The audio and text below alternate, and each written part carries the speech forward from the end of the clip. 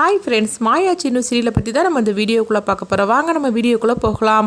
மாயா அந்த மாப்பிள்ளையை போய் பார்க்குறாங்க. அப்போ மாப்பிள்ளைக்கிட்ட சொல்கிறாங்க, நான் சொன்ன மாதிரிக்கு நீங்கள் செஞ்சுருவீங்களா, உங்களுக்கு இதில் சம்மதம் தானேன்னு சொல்லி கேட்கும்போது, இல்லை மேடம், நீங்கள் சொன்ன மாதிரிக்கு நான் கரெக்டாக செஞ்சுருந்தேன், எனக்கு எந்த பிரச்சனையும் கிடையாது, என்ன இருந்தாலும் சரி தான். ரகுராம் ஐயாவுக்கு நான் கடமைப்பட்டிருக்கிறேன். நான் இன்றைக்கி இந்த மாதிரிக்கு ஒரு வாழ்க்கை வாழ்கிறேன்னா அதுக்கு ரகுராம் ஐயா குடும்பம் தான் காரணம். அவருக்காக இந்த குடும்பத்துக்காகவும் நான் என்னனாலும் செய்ய நான் தயாராக இருக்கிறேன் அப்படின்னு சொல்லவும், இது கிட்டதுமே மாயா அந்த மாப்பிள்ளைகிட்ட ரொம்பவே நன்றி சொல்கிறாங்க. உண்மையிலே சொல்ல போனாக்கி என் வாழ்க்கையை நீங்கள் காப்பாற்றுறீங்க, இதுக்காக நான் உங்களுக்கு ரொம்பவே கடமைப்பட்டிருக்கிறேன் அப்படின்னு மாயா சொல்லவும், அப்படிலாம் ஒன்றும் இல்லை மேடம், ரகுராம் ஐயா எனக்கு செஞ்ச உதவிக்கு இதெல்லாம் ஒன்றுமே கிடையாது, அதனால நீங்கள் சொன்ன மாதிரிக்கு நான் செஞ்சிருந்தேன் அப்படின்னு சொல்லவும், சரி நம்ம ரொம்ப நேரம் இங்கே பேசிட்டு இருந்தோம்னா அத்தை பார்த்துட்டாக்கி அதுக்கப்புறமா நம்மளுக்கு சந்தேகப்பட்டுருவாங்க, அப்புறமா நம்ம இவ்வளோ நாள் போட்ட திட்டம் எல்லாமே பாழாயிரும் அப்படின்னு சொல்லவும், உடனே அவங்களும் சரி அப்படிங்கிறாங்க. அதனால நம்ம ரெண்டு பேரும் ரொம்ப நேரம் பேசிட்டு இருக்கோண்டான்னு சொல்லிட்டு மாயா அங்கேருந்து போகிறாங்க.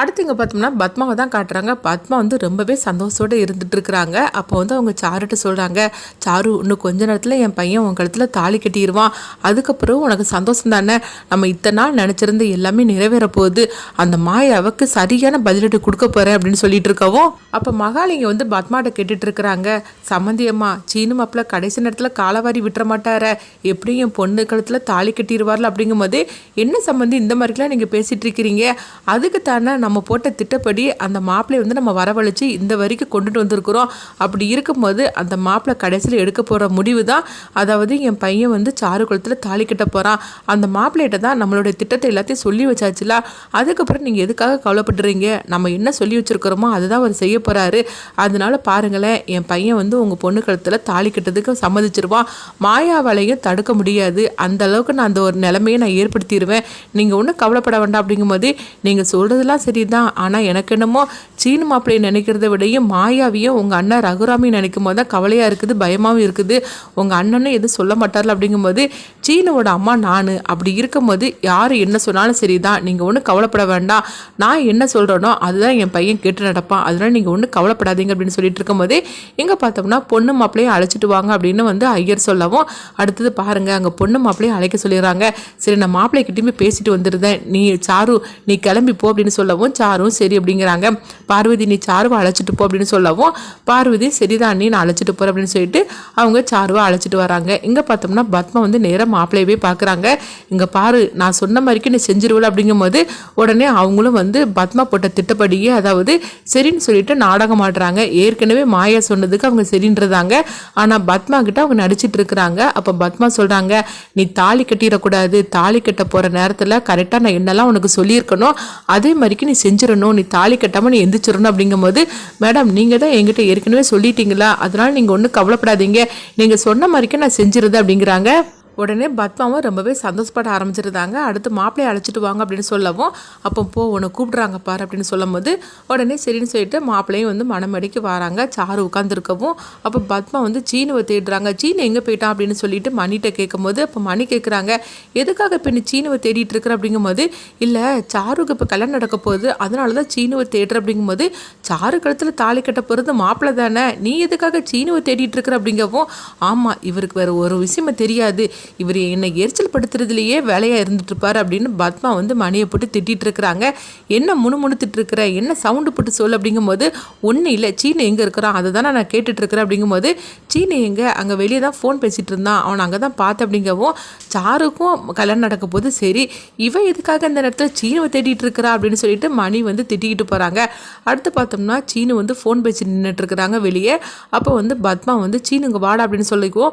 உடனே அவங்க ஃபோனை கட் பண்ணிட்டு வராங்க. என்னம்மா என்னாச்சு அப்படிங்கும்போது, என்னடா அங்கே நின்று ஃபோன் பண்ணிட்டு இருக்கிற, அங்கே சாருக்கு கல்யாணம் நடக்க போது எதுக்காக அங்கே நின்றுட்டு இருக்கிற அப்படிங்கும்போது, சாரு கழுத்தில் மாப்பிள்ளை தாலி கட்ட போகிறாரு, நான் அங்கே என்னம்மா பண்ண போகிறேன் அப்படிங்கும்போது, உடனே அவங்க பத்மா மனசுக்குள்ளே நினைக்கிறாங்க, அது எப்படி தாலி கட்ட போகிறது நீ தானே, அப்போ நீ தானே அங்கே வரணும் அப்படின்னு சொல்லிட்டு பத்மா நினைக்கவும், என்னம்மா நான் கேட்டுகிட்டே இருக்கிறேன் எதுவுமே பேசாமல் அமைதியாக இருக்கிறீங்க அப்படிங்கும்போது, அதெல்லாம் ஒன்றும் இல்லைடா நீ வா அப்படின்னு சொல்லி அவங்க இழுத்துட்டு போகிறாங்க. ஆமாம் நான் எதுக்குமா அங்கே வரணும் அப்படிங்கும்போது, நீ தாண்டா வரணும் வா அப்படின்னு சொல்லிட்டு பத்மா இழுத்துட்டு போகிறாங்க. இது எல்லாத்தையும் மாயா பார்த்து அவங்க சிரிச்சுக்கிட்டு இருக்கிறாங்க. அத்தை, நீங்கள் ரொம்பவே நல்லாவே திட்டம் போட்டுட்டு இருக்கிறீங்க, ஆனால் நீங்கள் நினைக்கிறது எதுவுமே நடக்காது, நான் நினைக்கிறதா நடக்கும் அப்படின்னு சொல்லிட்டு இருக்கும்போதே அங்கே பார்த்தோம்னா தனாவும் கதிரும் வந்துருந்தாங்க. என்ன மாயா என்னாச்சு அப்படின்னு சொல்லி கேட்கும்போது ஒன்றும் ஆகலை, ஒன்று போல தான் ஆக போகுது அப்படின்னு சொல்லவும் அப்போ தனா வந்து மாயா கிட்ட கேட்குறாங்க, மாயா நம்ம சொன்ன மாதிரிக்கே அந்த மாப்பிள்ளை நடந்துக்கிடுவாருல, ஒன்றும் பிரச்சனை இல்லை அப்படிங்கும்போது நீ ஒன்றும் கவலைப்படாத தானா, அந்த மாப்பிள்ளை வந்து நம்ம சொன்ன மாதிரிக்கு தான் நடந்துக்கிட போகிறாரு, அதனால் நீ ஒன்றும் கவலைப்பட வேண்டாம், நம்ம நினச்சதான் நடக்க போகுது, அத்தைக்கும் இப்போ சாருக்கும் கொடுக்கக்கூடிய பதிலடியை பாரு அப்படின்னு சொல்லவும் ஆனாலும் தனாவும் கதிரும் கொஞ்சம் பதட்டமாக தான் இருந்துட்டு இருக்கிறாங்க, என்ன நடக்க போகுது தெரியல அப்படின்னு சொல்லிட்டு. அப்போ எல்லாருமே வந்து அதாவது சாரு கழுத்தில் மாப்பிள்ளை தாலி கட்ட போகிறார் அப்படின்னு சொல்லிட்டு எல்லாருமே வந்து மணமேடை பக்கத்தில் வந்துருந்தாங்க. அப்போ பத்மாவும் மகாலிங்க எல்லாருமே மாப்பிள்ளையை பார்க்குறாங்க. மகாலிங்க வந்து கேட்டுட்டு இருக்கிறாங்க, சம்மந்தியமா எல்லாம் நல்லபடியாக நடக்கும்ல, சாரு கழுத்தில் சீனு மாப்பிள்ளை தானே தாலி கட்டுவாருன்னு சொல்லிட்டு திரும்ப கேட்கவும் என்ன சம்மந்தி திரும்ப திரும்ப கேட்டுட்டு இருக்கிறீங்க, இப்போ பாருங்க கொஞ்ச நேரத்தில் என்ன நடக்க போகுதுன்னு பாருங்க அப்படின்னு சொல்லிட்டு இருக்கவும் எங்கே பார்த்தோம்னா தாலி எடுத்து கொண்டுட்டு போய் எல்லாத்துட்டையும் வந்து ஆசீர்வாதம் வாங்கிட்டு வாங்க அப்படின்னு பார்வதி கிட்ட கொடுக்கவும் பார்வதியும் வந்து எல்லாருக்கிட்டையும் ஆசீர்வாதம் வாங்கிட்டு வராங்க. அப்போ சாரு வந்து மாப்பிள்ளை கிட்ட சொல்லிட்டு இருக்கிறாங்க, அங்கே பாரு அத்தை உங்ககிட்ட சொல்லிட்டாங்களா, எல்லாம் ஞாபகம் இருக்குல்ல அப்படிங்கும்போது ஆமாம் மேடம் எல்லாமே ஞாபகம் இருக்குது, ஒன்றும் நீங்கள் கவலைப்பட வேண்டாம் இப்போ பாருங்க அப்படின்னு சொல்லிட்டு இருக்கவோ சாருவும் சந்தோஷப்பட்டுட்டு இருக்கிறாங்க. அப்போ சாரு சீனுவை பார்க்கும்போது சீனு வந்து அவங்க பத்மா பக்கத்தில் நின்றுட்டு இருக்கிற மாதிரி தான் இருக்கிறாங்க. ஏன்னா பத்மா வந்து சீனுவை வந்து தான் பக்கத்தில் நிற்க வச்சிருக்கிறாங்க. அடுத்து மாயா ரகுராம் அவங்க எல்லாருமே நிற்கவும் அவங்க எல்லாத்தையும் பார்க்குறாங்க. சாரு மாயா கண்டிப்பாக சும்மா விட மாட்டா, ஆனாலும் அத்தை மேலே எனக்கு நம்பிக்கை இருக்குது, நம்ம நினைச்சது தான் நடக்க போகுது அப்படின்னு சொல்லிட்டு சாரு ரொம்பவே சந்தோஷப்பட்டுட்டு இருக்கிறாங்க. அடுத்து பார்த்தோம்னா வந்து தாலியை வந்து ஆசீர்வாதம் வாங்கிட்டு கொண்டு கொடுக்கவும் அப்போ வந்து ஐயர் வந்து மாப்பிள்ளை கிட்ட தாலி எடுத்து கொடுக்குறாரு. தாலியை பொண்ணு கழுத்தில் கட்டுங்க கட்டி மேலம் அப்படின்னு சொல்லவும் உடனே வந்து மாப்பிள்ளை வந்து தாலி எடுத்து கொண்டுட்டு சாரு கழுத்துக்கிட்ட வராங்க. உடனே பத்மா வந்து கட்டாத எந்திரின்னு சொல்லிட்டு இருக்கிறாங்க. சாருவும் என்னடா என் கழுத்தில் தாலி கட்ட வர தள்ளுன்னு சொல்லிட்டு இருக்கிறாங்க. ஆனாலும் மாப்பிள்ளை வந்து தாலி கட்டுற வர மாதிரிக்கே சாரு கழுத்துக்கிட்ட வந்துருந்தாங்க. இதை பார்த்ததுமே கொஞ்சம் கூட எதிர்பார்க்காத பத்மா அதுக்கப்புறமா மகாலிங்க சாரு எல்லாருமே அதிர்ச்சி அடைகிறாங்க. பார்வதியும் கேட்டுட்டு இருக்கிறாங்க, என்னது இந்த மாப்பிள்ளை எந்திரிச்சு ஓடுறதுக்கெல்லாம சாரு கழுத்தில் தாலி கட்டுறதுக்காக போறாரு அண்ணி அப்படின்னு சொல்லவும் அதுதானே எனக்கு ஒன்றும் புரிய மாட்டுக்கு அப்படின்னு பத்மா சொல்லிட்டு இருக்கிறாங்க. அப்போ மாப்பிள்ளை பார்த்தோம்னா சாரு கழுத்தில் தாலி கட்டுறதுக்காக கழுத்துக்கிட்ட கொண்டுட்டு வந்துருந்தாங்க. உடனே சாரு அதிர்ச்சி அடைகிறாங்க, டே எந்திரிச்சு ஓடுடா போடா அப்படின்னு சொல்லிட்டு இருக்கவும் மாப்பிள்ளை வந்து பார்த்தோம்னா சாருவை பார்த்து அவங்க சிரிக்க ஆரம்பிச்சிருந்தாங்க.